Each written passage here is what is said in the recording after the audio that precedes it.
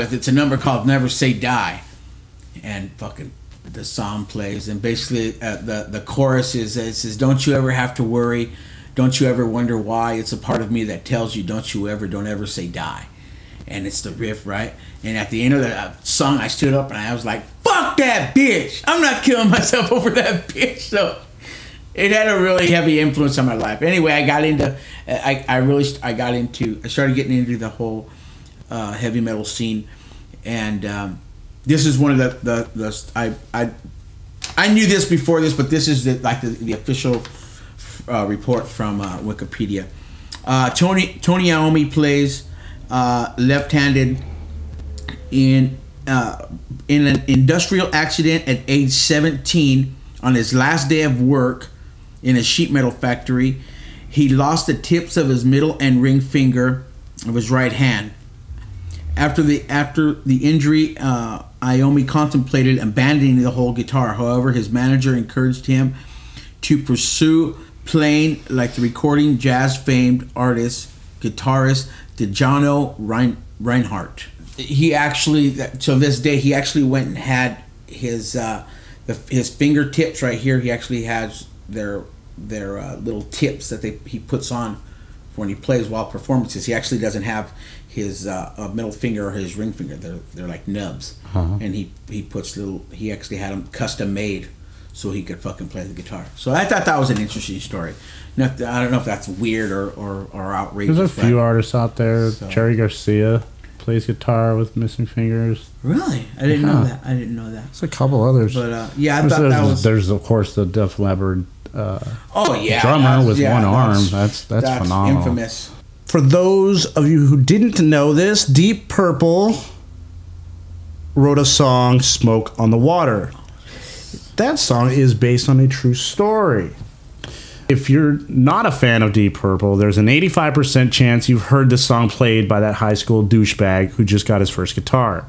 Much of the song is based on actual events, specifically this part.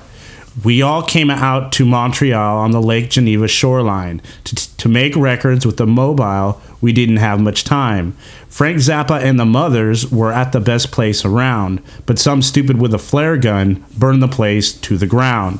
In 1971, Deep Purple had indeed set up camp in Montreal to record with a mobile recording studio.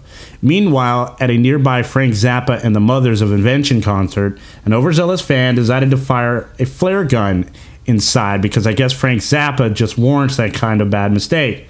The fire that ensued is further described in the song having destroyed the entire casino where the concert was being played and forcing Deep Purple to take their operation elsewhere. The titular "Smoke on the Water" was observed by the band on the Lake Geneva.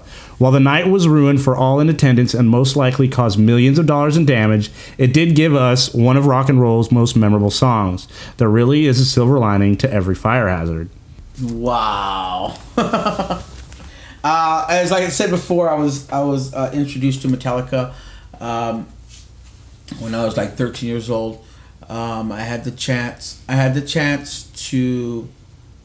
the pleasure of hearing them on one of the albums, and so this was one of the things that I caught my eye when it. And again, I know this story from reading it back in the days, but I'll go ahead and read it to you guys. Cliff Burton's final performance was in Stockholm, Sweden, at the Solna Arena, September 26, 1986, during the European leg of the Damage Incorporated tour, which was in part of the Master of Puppets tour. The band complained that the sleeping cubicles in their tour bus were unsatisfactory and uncomfortable. Who decides who gets to pick up the bunks? Kirk Hammett and Cliff Burton drew cards. On the evening of September 26, 1986, Burton won the game with an ace of spades, thereby getting the first choice of the bunks, and pointed to Kirk Hammett and exclaimed, "I want your bunk." Hammett replied, "Fine, take my bunk. I'll probably sleep up front and be better anyway." Burton was sleeping shortly after 7 a.m. on September 27th when, according to reports, the driver skidded off the road and flipped onto the grass.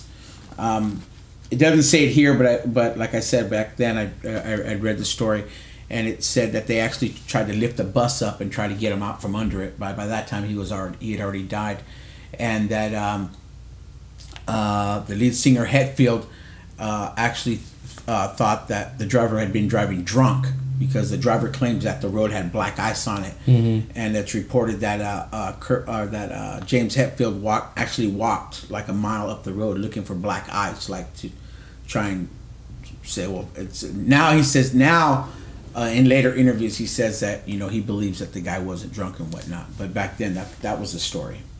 So anyway, that was my homage to Cliff Burton, one of the baddest fucking bassists out there.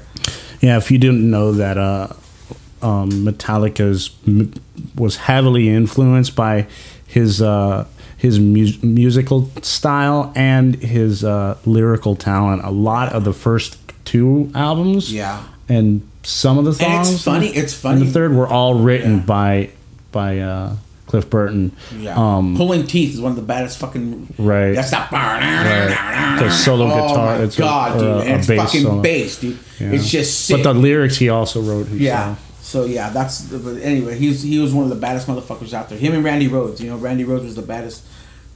For me, he was one of the best lead guitarists out there. You know what I mean? And God rest both their souls. You probably won't recognize him by name, but you will have heard the legendary story. The individual who the story actually references, his name is Robert Johnson. This article was written by Jeff Tarrick. Robert Johnson's Faustian Bargain. Robert Johnson, for a variety of reasons, was America's first true rock star. A Delta blues pioneer, Johnson inspired countless musicians in the past century, and having died young at the age of 27, was one of the first to cast a dark shadow over the infamously cursed number. But perhaps most incredible of all, long before heavy metal bands began singing about Satan, a myth arose that Johnson was given his musical abilities via a Faustian bargain of his own. While living on a plantation in Mississippi, was reportedly visited by the devil himself, who turned Johnson's guitar and strummed a few tunes before giving it back to Johnson, along with exceptional musical skills, in exchange for his immortal soul. Whoa. Later details, like the meeting happening at the crossroads, were added later. There is, of course, no evidence that it happened, and Johnson's song Crossroad Blues, which some have attributed to being inspired by the supposed soul sale, is more likely about hitchhiking. Furthermore, the story is one that's been repeated in various forms of folklore and literature. Nonetheless, this is easily the most badass rock and roll urban legend you're likely to hear.